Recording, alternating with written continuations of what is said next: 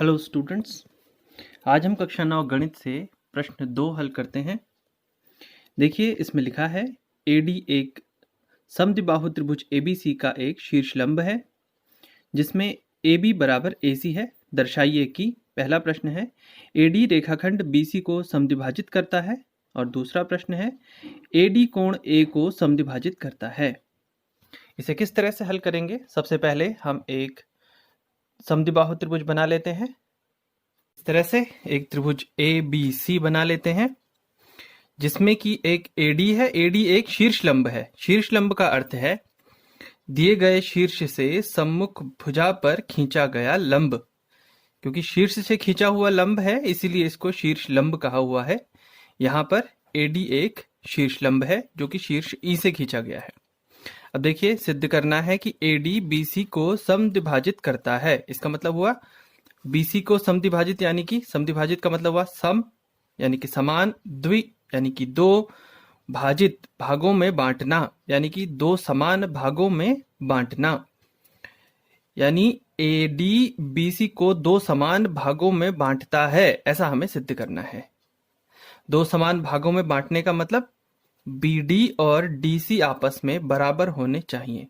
तो हम कुछ इस तरह से इसको हल करेंगे या कुछ ऐसा करेंगे ताकि हमें ये पता चल जाए कि BD और DC आपस में बराबर है, या यूं कह सकते हैं BD और DC दोनों ही BC के आधे आधे हैं। ऐसा हमें इसे सिद्ध करना होगा। तो सबसे पहले देखिए जानकारी हमारे पास क्या है उसे हम नोट कर लेते हैं। हमें मालूम है कि AB भुजा और AC भुजा बराबर है। ये प्रश्न में दिया हुआ है। कारण यह है कि ये एक समद्विबाहु त्रिभुज की दो भुजाएं हैं, इसलिए मैं इसे लिख देता हूं कि दिया है। ये जानकारी हमारे पास पहले से है।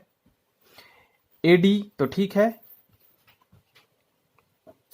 AD बराबर AD बराबर AD, यानी ये AD भुजा इस त्रिभुज ADB की भी भुजा है और ADC इस त्रिभुज की भी भुजा है। यहां लिख देंगे उभयनिष्ठ भुजा, उभयनिष्ठ भुजा। अब देखें यहां पर आपको दो त्रिभुज नजर आ रहे हैं ADB और ADC। इन दोनों त्रिभुजों में एक ये भुजा हमने कहा ये बराबर है। क्यों बराबर है? क्योंकि समद्विबाहु त्रिभुज की दो बराबर भुजाएं हैं और ये दिया गया था। दूसरा AD और AD आपस में बराबर हैं। ये उभयनिष्ठ भुजा है, इस त्रिभुज में भी मौजूद है, इसमें भी मौजूद है।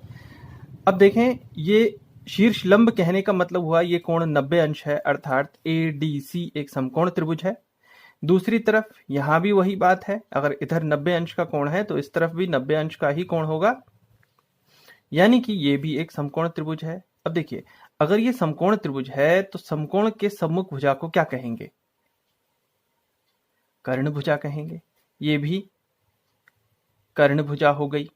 तो दो समकोण त्रिभुजों में यदि कर्ण समान हो, देखिए इन दो त्रिभुजों में कर्ण भुजा बराबर दी हुई है, तो क्या कहा था?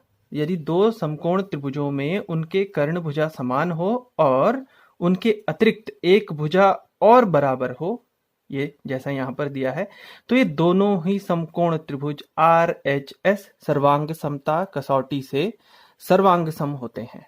तो हम इस एक लाइन में लिख देंगे RHS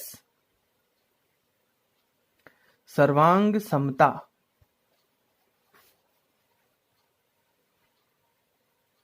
कसौटी से ये दोनों ही त्रिभुज यानी त्रिभुज ADB सर्वांग सम होंगे त्रिभुज ADC के। अब देखें BD के संगत कौन है? ये दो अक्षरों को मिलाकर देखें, अंत के दो अक्षर हैं, यहां पर भी अंत के दो अक्षर इसके संगत होते हैं। तो हम कहेंगे DB के संगत है DC। DB और DC एक दूसरे के संगत हैं। अब CPCT नियम कहता है कि दो त्रिभुज अगर सर्वांग सम हो तो उनके सभी संगत भाग बराबर होते हैं। तो CPCT नियम से हम कहेंगे DB बराबर DC। क्यों कहा? CPCT नियम से। मतलब सर्वांग सम त्रिभुजों के संगत भाग बराबर होते हैं, इसीलिए हमने कहा डीबी और डीसी बराबर हैं। तो वही बात आ गई। देखिए, डीबी और डीसी बराबर होने का मतलब क्या है? एडी ने बीसी को समद्विभाजित किया है, यह इसका अर्थ हुआ। अतः एडी बीसी को समद्विभाजित करता है। ये पहला भाग इसका सिद्ध हुआ। अब इसी तरह से हम इसका दूसरा भाग हल करते हैं। सिद्ध करना है कि एडी कोण ए को समद्विभाजित करता है। देखिए, कोण ए का मतलब है BAC, इस पूरे कोण की बात हुई है, या आप इसको CAB भी बोल सकते हैं कि AD के खींचने से ये दो बराबर भागों में बढ़ चुका है। बराबर का मतलब क्या हुआ? यानी कि BAD कोण और CAD कोण बराबर होने चाहिए। तो वापस आते हैं। हम एक जानकारी हमारे पास ये है कि ये दोनों त्रिभुज सर्वांग सम है, जो हम इससे पहले RHS सर्वांग समता से सिद्ध कर चुके हैं। तो देखिए, इसमें BAD के संगत कौन है? कोण BAD के संगत कौन है? BAD अंतिम अक्षर, फिर पहला, फिर बीच वाला, अंतिम, पहला, फिर बीच, यानी CAD इसके संगत होगा।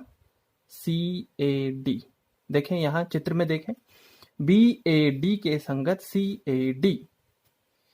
और CPCT नियम क्या कहता है कि सर्वांग सम त्रिभुजों में संगत भाग हमेशा बराबर होंगे, यानी कि BAD बराबर CAD होगा।